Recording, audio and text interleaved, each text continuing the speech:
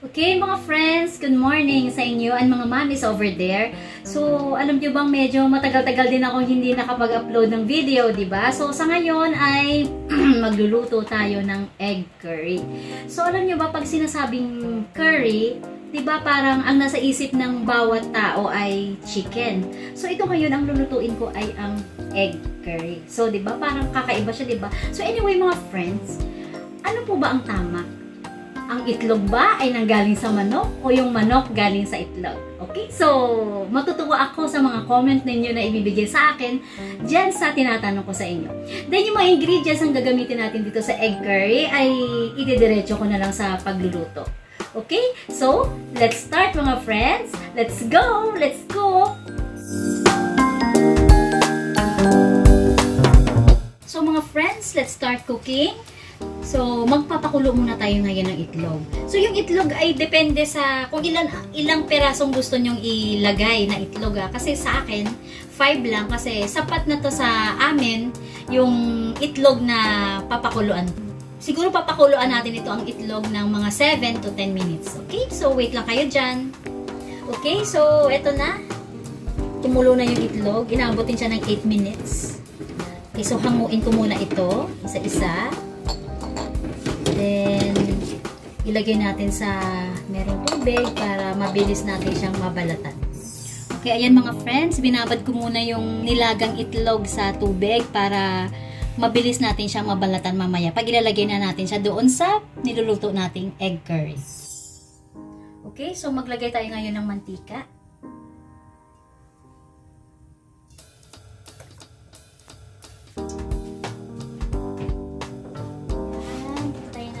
Mulot.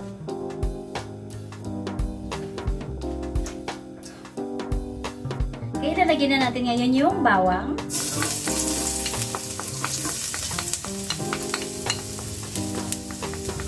Ayan.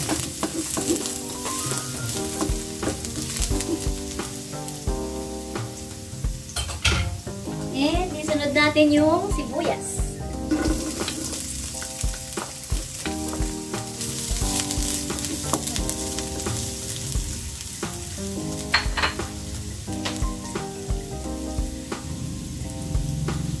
Then, sunod natin yung carrots.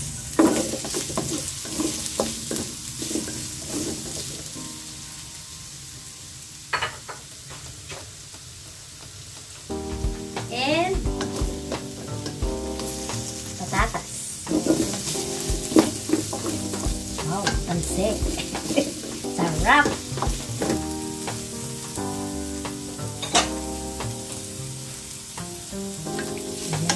Super cute talaga. Alam niyo mga friends, natutuwa ako ngayon kasi nung nag-Christmas party kami, ito yung nabunot ko. Yung malalim na kawali. So anyway, actually meron kaming wish list sa Christmas party namin. Yung wish list ko kasi, yung favorite ko rin yung black na grapes. Kaso naisip ko, kasi yung nakabunot sa akin, hindi niya alam yung black grapes eh. Kaya sabi niya, kinausap na niya ako personally, sabi niya hindi ko talaga alam yun. Kaya sabi ko, sige, bigyan mo na lang ako ng malalim na kawali. Kaya eto, thank you so much Lisa. Shout out Lisa. Lisa ng HR department. Thank you dito sa bigay mo sa akin na malalim na kawali. Tamang-tama talaga sa pagluluto. Siya si Nisa Amor Carpena ng HR department. Then, isunod na natin yung asin. Okay, sunod na natin yung asin tsaka paminta. Pinagsama ko na. Yan. So, alam niyo ba mga friends ko, yung paglalagay dito ng mga ingredients, tinatansya ko lang eh. So, nasa sa inyo. Nasa sa inyo ha kung gaano kadami at kakonti yung yung ilalagay yung mga ingredients. Okay? Okay, sunod na natin yung curry powder. Ito. Curry powder and paprika. Okay? So, yung paprika, so it depends sa inyo kung gaano karami. Kasi ako, tinatansya ko lang. Okay, so ako tinatansya ko lang yung ilalagay kong ingredients. So, at the end siguro, nasa sa inyo na yan kung gaano karami ang ilalagay ninyo. And isunod na natin yung gata. Okay, ito na siya. Wow!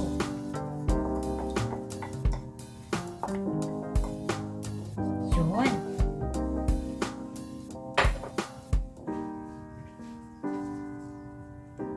So, haluin na natin. And hintayin natin kumulo. Okay? Para lumambot yung patatas and carrots. Okay, so siguro mga friends, mga 3 to 5 minutes na pakuluin natin yung patatas and carrots. Okay?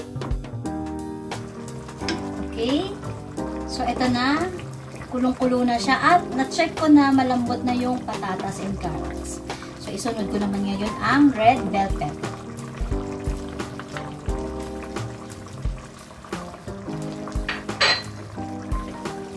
And isunod ko rin yung siling green para maanghang. Sarap maanghang eh. Alam niyo ba yung pag kumain kayo ng maanghang na pagkain ay nakakatulong din ito sa katawan natin. Then ilagyan natin ng konting patis. So, pag nagluto kayo nito, pag sa palagay ninyo kulang yung patis, so kayo na lang ang magdadagdag. Pero para sa akin ay okay na ito. Okay? Okay mga friends, wait lang, tikman ko muna ha kung tama na yung timpla, kung tama yung mga ingredients na nailagay ko.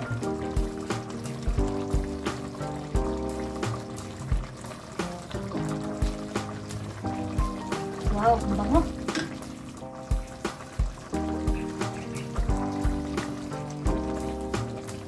Ay mga friend, perfect talaga. Okay? Okay, upon checking, ako mga friend, sobrang sarap talaga. Sauce pa lang, ulam na. So kung sino sa inyong mahilig dyan sa mga maanghang na food, eto, pwede nyo nang sundan yung ginagawa ko. Okay? So ilalagay na natin ngayon yung pinakulo nating egg. So mga friends, sorry ha, yung egg kasi hindi ko na perfect eh. Merong nabutas, so ilalagay ko na siya. Okay, may nabutas dyan. Sorry. Pero naka 8 minutes naman to. So, ito na siya. So, mga friends ko. And mommy's over there. So, hindi lang chicken. Ang pwede nating gawing curry. Ito yung egg. Pwede na. Okay? So, done. Done na tayo. So, magtitikiman time na tayo. Okay? Okay, mga friends. Done na yung pagluluto natin ng egg curry. Okay? So, it's tikiman time. So, titikiman ko ulit ang egg curry para sa inyo. Okay? So, wait lang. Unahin ko muna yung egg. Kasi alam nyo ba, egg is my favorite. Okay. Eto. 1, 2, 3. Sarap talaga mga friends ko. Ang harap. Naamoy ko yung curry powder, taka ang lambot ng patatas, tsaka carrots na nilagay ko. So, perfect. Perfect yung anghang. Harap. Okay. Mga friends, kung gusto niyo magluto ng egg curry, pwede nyo nang sundan yung ginawa ko. And alam ko naman na sa panahon ngayon ay napakamahal ng bilihin. So, kaya nagluto ako ng ganito kasi murang-mura lang. Konti lang yung mga ingredients na ginagamit ko dito. And at the same time, yung mga ingredients, so makikita mo siguro yan sa loob ng ref mo o nasa kusina mo lang. Yung mga ingredients. Kaya pwede na to sa mga taong nagtitipid, mga mommies over there na nagtitipid kayo para sa ulam ninyo. So, ito na, the best ang egg curry. Kasi mostly, mahal din kasi ang chicken. So, mag-egg curry na lang muna tayo. Okay? So, mga friends, thank you so much sa panonood ng vlog ko. Okay? Hanggang sa muli. Hanggang sa aking next vlog. Okay? Bye!